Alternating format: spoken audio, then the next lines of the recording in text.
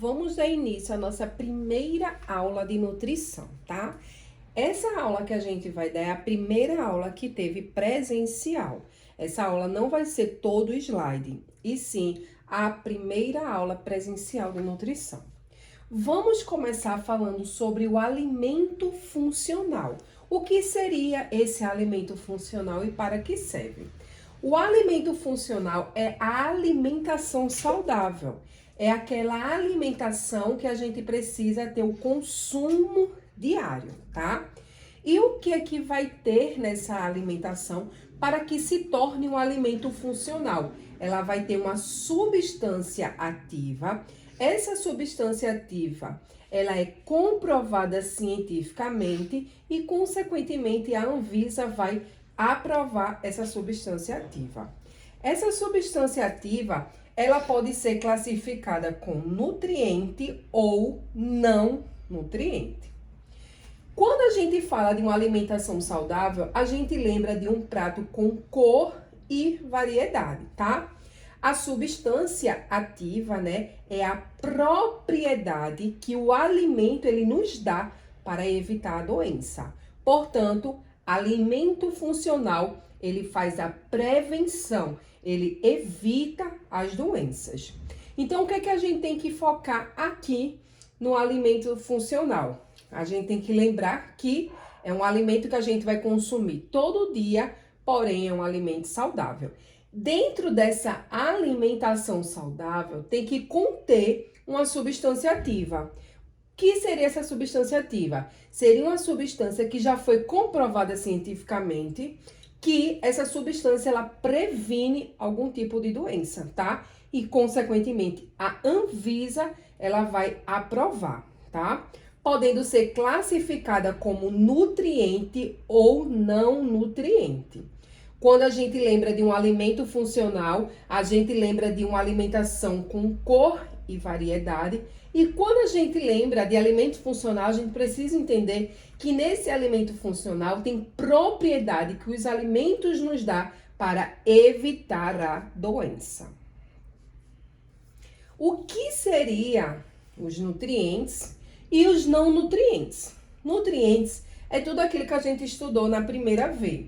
Carboidratos, os lipídios, as proteínas, as vitaminas e minerais. É só a gente lembrar que teve os macronutrientes e os micronutrientes.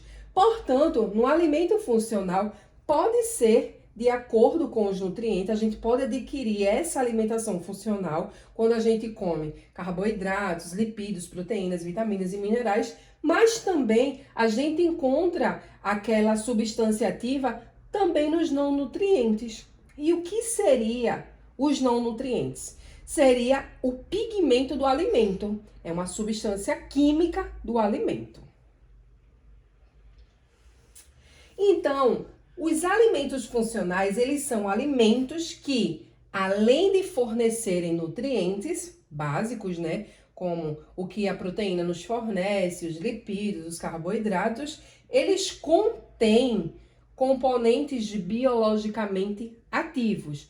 Esses componentes, ele foi comprovado cientificamente, ele foi aprovado pela Anvisa, tá? Mas quando a gente lembra de alimentos, a gente sabe que esse alimento vai fornecer nutrientes, porém, o alimento funcional ele pode ser nutrientes ou não nutrientes, tá? Esses componentes biologicamente ativos, eles vão oferecer benefícios específicos para a saúde, fazendo o quê? A prevenção.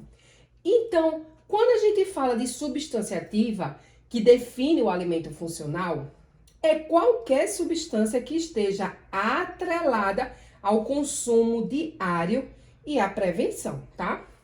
O que fala a Anvisa?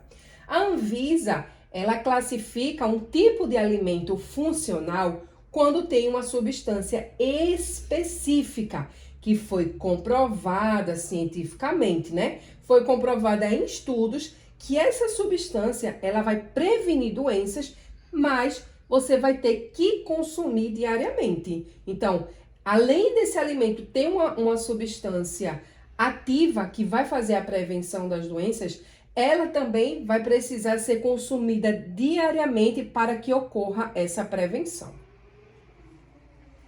Então, quais seriam, né, essas substâncias ativas que foi comprovado cientificamente e que a Anvisa, consequentemente, aprova?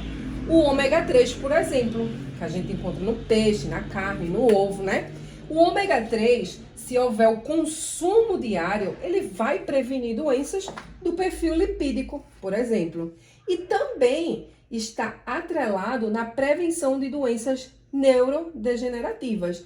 Mas você tem que lembrar que o consumo é diário desse alimento, tá? Já o licopeno, ele é o pigmento. Lembra que a gente fala dos não nutrientes? Pronto. Um exemplo seria o licopeno, que é o pigmento que nós temos da cor vermelha dos alimentos. Por exemplo, o pigmento do tomate, do morango, da cereja. Eles são pigmentos vermelhos. Esse pigmento do licopeno, que é responsável pela prevenção do câncer de próstata, ele é um poderoso antioxidante e também anticancerígeno. Então, aqui no licopeno, a gente fala de um não nutriente. É no pigmento que vai ter uma substância ativa que está atrelado à prevenção, tá? Também temos a clorofila. Quando a gente faz aquele suco verde com couve, espinafre, né? A clorofila, ela vai ser responsável pela cor verde escura desses alimentos. Então, a Anvisa, ela autoriza usar clorofila com a intenção de quê? De evitar e prevenir doenças. Então, você vê que alimento funcional, ele está totalmente atrelado à prevenção, tá? A clorofila é um pigmento que está presente em alimentos funcionais, tá? Como, por exemplo, o couve. Quando a gente fala de suplementação alimentar, é quando a gente já tem um déficit de algum nutriente, né? Então, a gente precisa suplementar, tá? Quando a gente fala de suplementação alimentar, a gente lembra de tratamento e prevenção, tá? Por quê? A suplementação alimentar, ela vai complementar a nossa alimentação, as necessidades biológicas. Porém, essa substância que vai ter na suplementação alimentar, essa substância ativa, ela vai ser processada. Por quê? Ela vai ser processada em fórmula de cápsula. Ela pode vir em forma de pó, comprimido ou líquido. Pegou aquela substância ativa e processou essa substância em cápsula, pó, comprimido ou líquido. Mas para ela ser um suplemento alimentar, ela precisa ter de 15 a 20% de nossa dose diária. E ela pode ser isolada e associada. A suplementação alimentar, ela pode ser isolada e associada. E o que seria isso? Isolada é quando a gente isola apenas uma substância. Associada é quando tem várias substâncias. Por exemplo, uma determinada pessoa precisa fazer um tratamento porque ela está tendo um déficit da vitamina E. Então, ela vai tomar, né, um suplemento isolado de apenas uma substância. Mas aquela pessoa que está com déficit de vitamina D, E e K pode ter, né, um suplemento associado, onde tem várias substâncias. Quando a gente fala de nutracêuticos, a gente tem que lembrar que o nutracêuticos, ele é uma subclasse de suplementação alimentar. Ele está atrelado especificamente ao tratamento de doenças específicas. Por quê? Porque ele é isolado, tá? O nutracêutico é todo tipo, né? É um tipo de suplemento, porém, ele é todo tipo de suplemento que são isolados, tá? Então, nutracêutico é um suplemento, tá? Lembra que a gente falou agora de suplementação alimentar? Ele é um suplemento, porém, ele é todos os suplementos isolados, tá? Portanto, quando a gente fala do isolado, ele vai ter uma concentração maior, tá? E ele é para tratamentos de doenças específicas. Por exemplo, uma pessoa que está ali tendo um problema de vitamina é decorrente. Ela não precisa estar tomando associados. Então, ela precisa fazer um tratamento de uma doença específica, aquela vitamina específica. Então, ela vai fazer um tratamento com nutracêutico, porque ele é isolado e vai ter uma concentração maior, tá? Já a prevenção do nutracêutico é muito pouco, tá? Por quê? Porque eles são usados principalmente para tratamento. Quando a gente fala de fitoterápicos, a gente lembra logo de ervas de plantas, tá? Por quê? Fito vem de ervas, terápico, terapia. Então, o fitoterápico é uma terapia por plantas, tá? Ele não previne, ele apenas faz o tratamento, tá? Então, o fitoterápico, ele é uma extração da substância bioativa apenas de ervas, tá? Exemplo, a passiflora, a valeriana, a maca peruana, tá? Ela é uma substância bioativa que foi extraída de ervas, tá? E são altas concentrações de substâncias bioativas que é retirada de ervas. Desce um pouquinho. Porém, os fitoterápicos, eles têm efeitos colaterais. Por quê? Porque os fitoterápicos, eles são substâncias que não são nutrientes e não nutrientes. Eles não são nem nutrientes e nem não nutrientes, tá? A substância da erva ativa, ela vai ativar neurotransmissores do sistema nervoso central. Por quê? Veja bem, quando a gente toma um fitoterápico, a gente geralmente fica com dor de cabeça, fica com a boca ressecada, a gente tem efeitos colaterais. Porque ele não é nutriente, ele nem faz parte dos não nutrientes, tá? Então, essa substância da erva, ela vai ativar neurotransmissores do sistema nervoso central. Quando se tem altas dosagens no nosso organismo, trará efeitos colaterais que se dão pelo sistema nervoso central. Quando a gente fala da síndrome metabólica, a gente lembra de tratamento. Por quê? A gente vai lembrar que isso é uma desordem no metabolismo. Então, se ela tem uma desordem no metabolismo, a gente precisa tratar, tá? Aqui não tem como prevenir. Aqui a gente vai fazer o tratamento. Consequentemente, para ter uma síndrome metabólica, ela precisa ter duas dessas patologias. Por exemplo, ela pode ter diabetes mellitus tipo 2 e uma dislipidemia. Então, ela tem uma síndrome metabólica.